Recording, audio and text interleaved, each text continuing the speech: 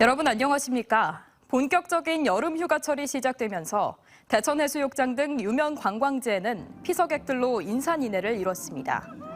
보령 해양 머드 박람회가 진행 중인 대천해수욕장에는 오늘 하루에만 10만 9천여 명이 몰려 지난 2일 개장 이후 1,100만 명이 넘는 피서객들이 방문했습니다. 이외 대전 장태산 휴양림에 7천여 명, 대전 오월드에 2,300여 명, 계룡산 국립공원에 1,500여 명의 시민들이 찾아온 것으로 집계됐습니다. 제5호 태풍 송다의 북상에 따라 모레까지 연안 안전사고 위험예보제 주의보가 발령됐습니다. 이에 따라 보령 해양경찰서는 기상 상황이 악화될 경우 해수욕장 등 연안 활동을 자제해달라고 당부하는 한편 항내 정박선 계류 상태를 점검하고 취약해역 순찰을 강화했습니다. 연안 안전사고 위험예보제는 태풍 등 기상특보로 재난 피해 발생이 예상되는 경우 관심과 주의보, 경보 등 세 단계로 구분해 발령됩니다. 민선 8기 최민호 세종시장이 취임한 지 한 달이 다 돼가면서 바뀐 리더십에 따라 세종시에도 많은 변화가 생겼습니다. 전임 이춘희 시장은 자치분권을 강조했지만 최 시장은 경제를 강조하며 본인만의 색깔 내기에 속도를 내고 있습니다. 장석영 기자입니다. 시민주권 특별자치시를 캐치프레이즈로 이춘희 전임 시장이 이끌던 세종시.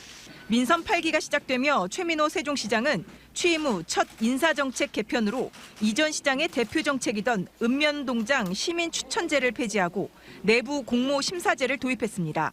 주민자치 실현을 목표로 시민들이 각 읍면동의 리더를 뽑는 제도였는데 이를 순수 내부 공직자 가운데 임용하는 것으로 바꾼 겁니다.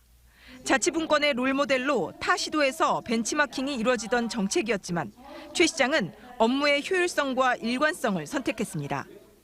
이전에 있는 정책들이 좀 좋은 것들이 같이 진행되는 게 아니고 뭔가를 바꾸려거나 다르다라고 하는 거에 초점이 되어 있어서 오히려 방향성 자체를 좀 잃는 게 아닌가. 세종시는 조직 개편에도 속도를 내고 있습니다. 먼저 경제를 강조하는 만큼 정무부 시장은 경제부 시장으로 바꿨습니다.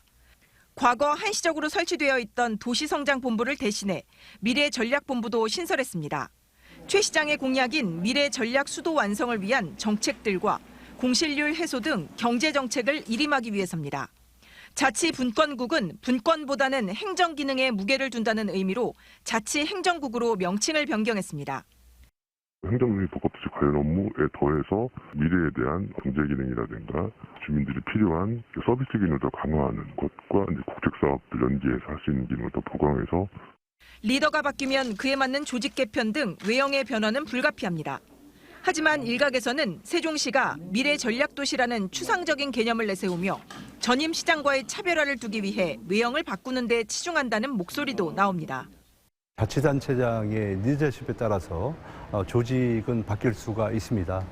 그러나 제일 중요한 것은 주민들의 의견을 모아가는 과정이 있어야 되는데 만약에 흐름에 역행하게 되면 긍정적인 효과보다는 부정적인 효과가 많아서 새로운 목표를 위해 효율성을 강조하며 인사 조직 개편에 들어간 세종시가 민선 8기 동안 경제도 살리고 시민들의 공감대와 지지도 얻을 수 있을지 주목됩니다. TJB 장석영입니다. 대전 출신 높이뛰기 국가대표 우상혁 선수가 한국 육상 최초로 월드랭킹 1위에 올랐습니다.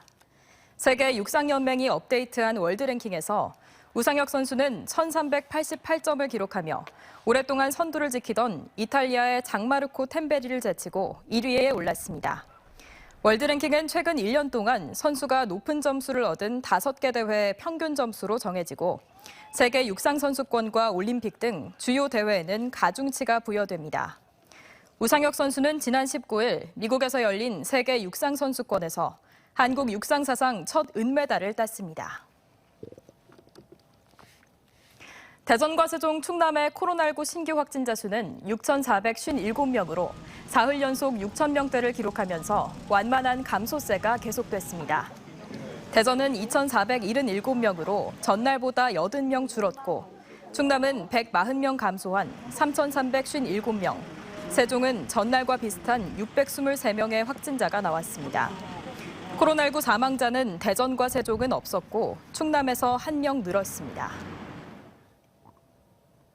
대전과 세종 충남 기자협회와 연구개발특구진흥재단, 도원 참사랑 나눔 등 지역 봉사단체가 지역 고령 어르신을 대상으로 우리 동네 장수사진관 촬영 봉사를 진행했습니다.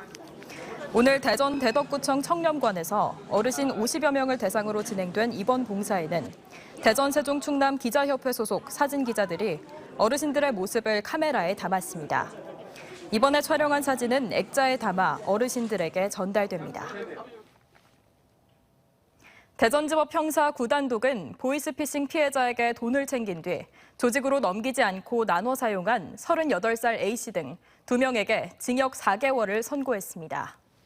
이들은 지난 2020년 9월 보이스피싱 조직원의 지시를 받고 금융기관 직원처럼 행세하며 피해자에게서 860만 원을 받은 뒤 조직에 송금하지 않고 절반씩 나눠 사용한 혐의로 재판에 넘겨졌습니다.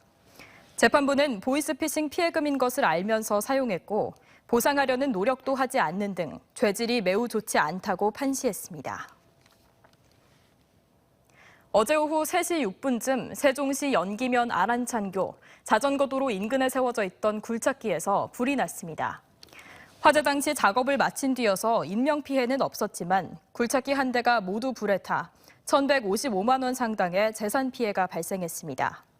경찰과 소방당국은 굴착기 내부에서 합선이나 불이 난 것으로 봤습니다.